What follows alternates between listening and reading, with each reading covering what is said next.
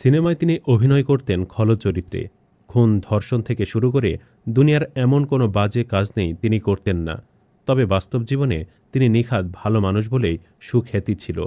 কিন্তু সাম্প্রতিক সময়ে তার বিরুদ্ধে যেসব অভিযোগ উঠছে তাতে আর ভালো মানুষ বলার উপায় থাকছে না।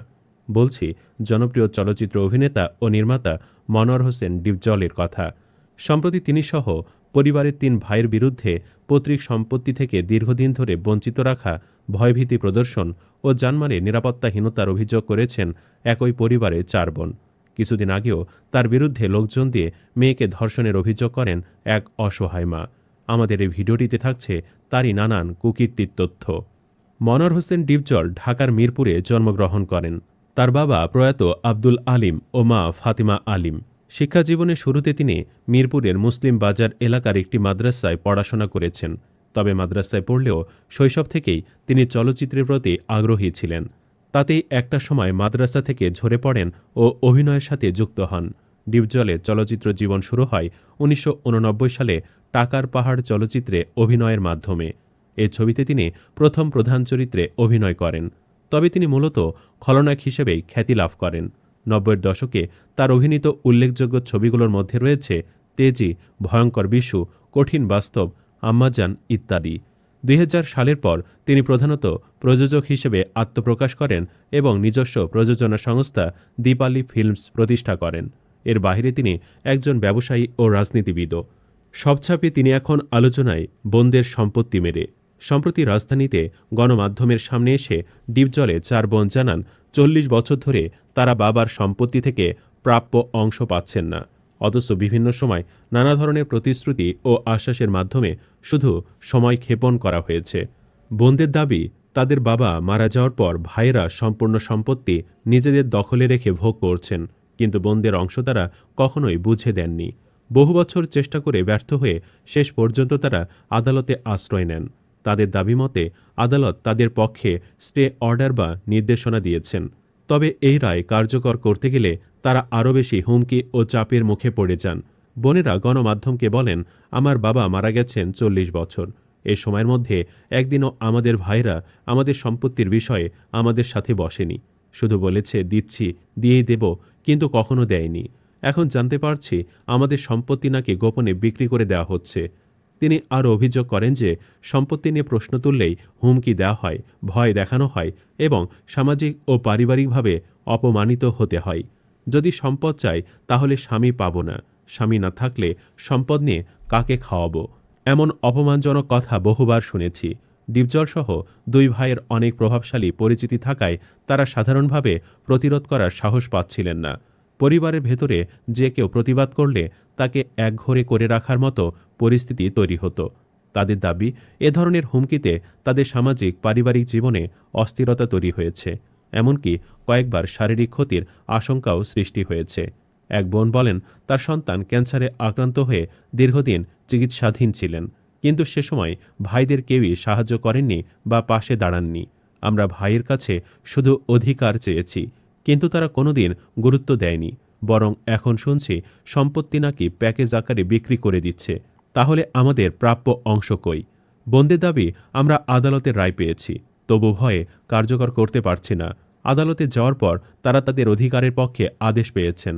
তবে আদেশ কার্যকর করা যে সহজ নয় তা তারা স্পষ্ট বুঝতে পারছেন।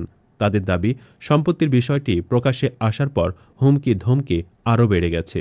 ডিপজলের বিরুদ্ধে এমন অভিযোগের পর বেজায় খেপেছে নেটিজেনরা। প্রায় সকলেই বলছেন, ডিপজল বাস্তবেও সিনেমার মতোই ভয়ঙ্কর। নিজের বোনদের সম্পত্তি মেরে সে দান খয়রাতের গল্প শোনায়। তবে ডিপজল এসব অস্বীকার করে আদালতে মীমাংসার কথা জানান।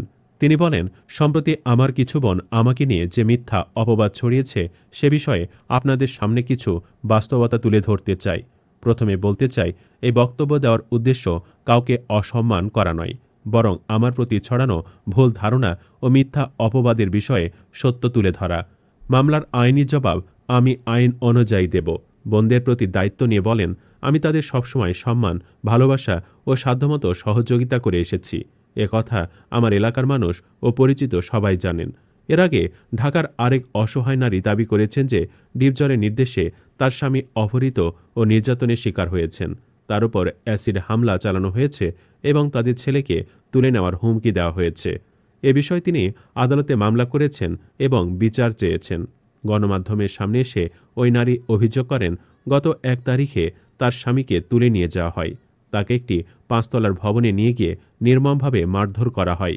তিনি তার স্বামীর মেডিকেল রিপোর্ট দেখিয়ে দাবি করেন যে মারধরের ফলে তার স্বামীর হাত পায়ের হাড় ভেঙে গেছে এবং মাথায় আঘাত লেগেছে। নিজের পরিচয় দিয়ে তিনি জানান যে তিনি একজন নিরীহ, গরিব ও অসহায় মানুষ এবং তার কোনো সম্পদ বা জমি জমা নেই। এরপর তিনি সরাসরি অভিনেতা মনোয়ার হোসেন ডিপজলের নাম উল্লেখ করে প্রশ্ন তোলেন, আমার সাথে তোর কী শত্রুতা? আমার সম্পদ আছে, না আমার বাড়ি গাড়ি আছে? আমি কিচ্ছু নাই, তুই আমার পিছে কি কারণে লাইগা আসোস?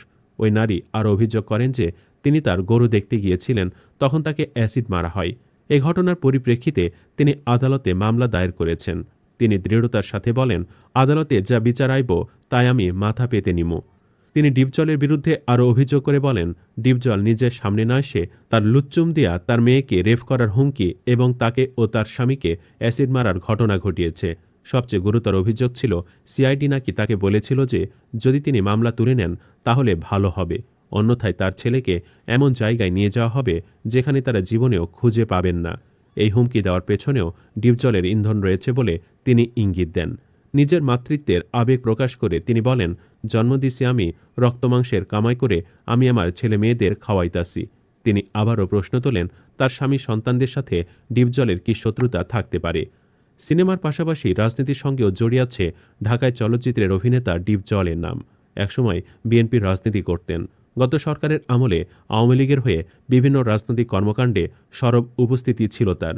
পালন করছেন বাংলাদেশ চলচ্চিত্র শিল্পী সমিতির সাধারণ সম্পাদকের দায়িত্ব। জাতীয় সংসদ নির্বাচনে আওয়ামী লীগের মনোনয়ন চেয়েছিলেন খল অভিনেতা মনোয়ার হোসেন ডিপজল, তবে সাড়া পাননি। হাসিনা পলায়নের পর তিনি আবারও বিএনপির ব্যানারে রাজনীতির মাঠে। এর আগে ২০১৮ সালে একাদশ জাতীয় সংসদ নির্বাচনের সময় ঢাকা ১৪ আসন থেকে আওয়ামী লীগের মনোনয়নপত্র কেনেন ডিপজল। ২০২১ সালেও ঢাকা ১৪ আসনের উপনির্বাচনে আওয়ামী লীগের মনোনয়নপত্র সংগ্রহ করতে গিয়েছিলেন। গত আগস্টে সরকার পতনের পর তার নামে হয়েছে একাধিক মামলা। অনেকে বলছেন মামলা থেকে রেহাই পেতেই ভোল পাল্টেছেন ডিপজল। ডিপজলের দল পাল্টানোর নীতি নতুন কিছু নয়।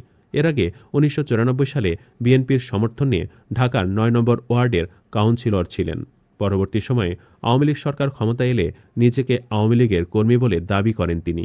111-এ তিনি একবার গ্রেফতারও হয়েছেন। এর বাহিরেও হয়তো ডিপজলের নামে অনেক অভিযোগ আছে, তবে তিনি খুবই প্রভাবশালী হওয়ায় কেউ মুখ খোলার সাহস করে না। বন্ধুরা, ডিপজলকে আপনাদের কাছে কেমন মানুষ মনে হয়? তিনি কি বোনদের সম্পত্তি না মানলে বোনরা মিথ্যা মামলা করত? কমেন্টে রায় জানাতে পারেন। ধন্যবাদ।